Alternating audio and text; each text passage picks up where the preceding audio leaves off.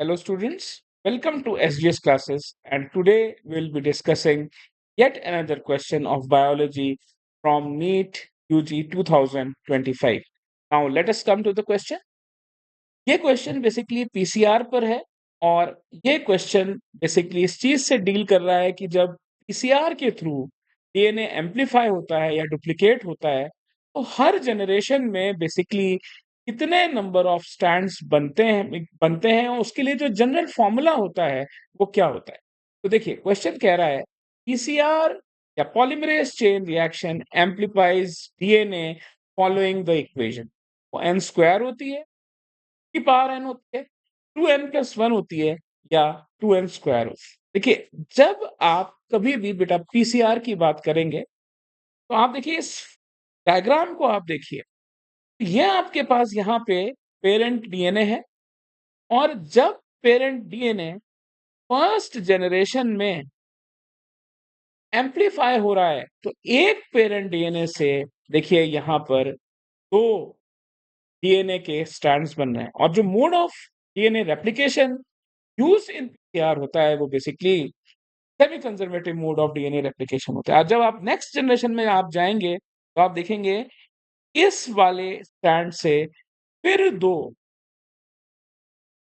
Strands बनेंगे और similarly यहाँ पे इस स्ट्रैंड से फिर दो स्ट्रैंड्स बनेंगे। दैट मीन्स कि हर बार जब डीएनए डुप्लीकेट कर रहा है तो वो एक इक्वेशनल फॉर्मूले के थ्रू डुप्लीकेट कर रहा है और वो इक्वेशनल फॉर्मूला होता है बच्चों 2 की power n, where n is the number of cycles of C R. अब देखिए अगर मैं यहाँ पे फर्स्ट जनरेशन की बात करूं या फर्स्ट पीसीआर साइकिल की बात करूं तो मैं 2 की पावर 1 लिखूंगा। That means here there will be two strands of DNA. Similarly, जब मैं सेकेंड जनरेशन की बात करूंगा there will be 4 strands of DNA और जब मैं थर्ड जनरेशन की बात करूंगा तो there will be 8 strands of DNA.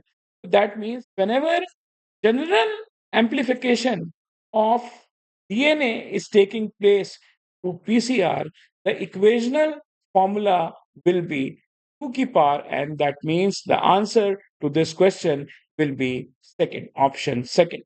Option second will be the answer to this question. Now, थोड़ा सा क्योंकि इस क्वेश्चन के और डेप्थ में अगर हम जाएं तो बेटा यहाँ पे देखिए एक और डायग्राम बना है जिसको हम आगे डील करेंगे कि पीसीआर के जो बेसिक स्टेप्स होते हैं वो 3 होते हैं। फर्स्ट स्टेप में डीनेचुरेशन होता है जिसमें बेसिकली जो डबल स्टैंडर्ड फॉर्म है डीएनए का उसे डीनेचर करके सिंगल स्टैंडर्ड फॉर्म में कन्वर्ट किया जाता है। Second step of PCR is annealing and the full name to this step is primer annealing, जहां पे आप देखेंगे एक नोन सीक्वेंस के प्राइमर्स जो यहाँ पे आप देखेंगे रेड से दिखा रखे हैं दोनों स्ट्रैंड्स के ऑपोजिट एंड में लगाए जाते हैं, जिस कारण से अगर ये आपका टेम्पलेट स्टैंड ये वाला है और ये वाला टेम्पलेट स्टैंड दूसरा वाला है तो यहां से यहां तक एक नया स्टैंड बने और यहां से यहां तक एक नया स्टैंड बने। और इसी फॉर्मेशनल मोड को जिसमें एक स्टैंड पेरेंटल का रहता है और एक स्टैंड एंटायरली न्यू होता है, ऐसे मोड ऑफ डीएनए रेप्लिकेशन को ही हम semi conservative mode of DNA replication कहते हैं। And the last step to the steps of PCR is extension.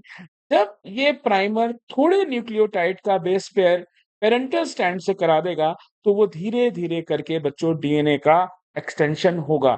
That means कि denaturation, annealing and extension are the 3 steps which are involved in one cycle of PCR।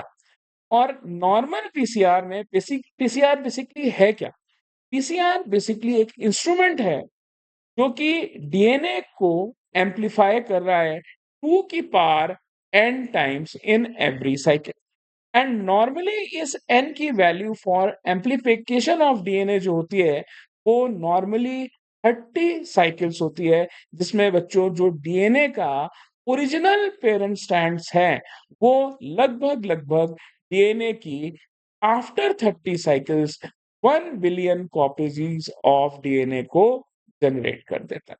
थोड़ी-सी details हम PCR के बारे में बच्चों और लेते हैं। जैसे पीसीआर को का जो फुल फॉर्म है that is called as polymerase chain reaction, right? This is the technical name of PCR, but according to the molecular biologists, there is a saying in molecular biology that no experiment can be done without the amplification of the source DNA. Hence, the people of molecular biology regard PCR as the people's choice reaction. That means कि ये सिर्फ एक non technical abbreviation है for the people of molecular biology since they basically always say कि भैया पहला जो step है वो पीसीआर का एम्प्लीफिकेशन है, तो इसीलिए पीपल्स ऑफ मॉलिक्यूलर बायोलॉजी के लिए ये इंस्ट्रूमेंट एक प्राइम इंपॉर्टेंस रखता है for amplification of DNA. That means अब अगर हम यहाँ पे पीसीआर देखिए करता क्या है, इसकी बात करेंगे तो PCR is a molecular biology technique, right, used to amplify DNA.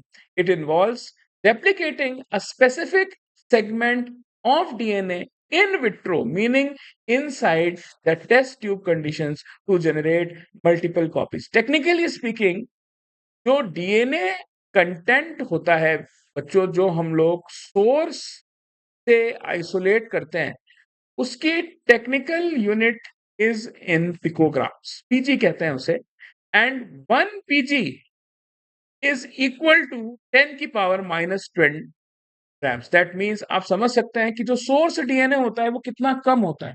That means the significance of this instrument is to make this content larger.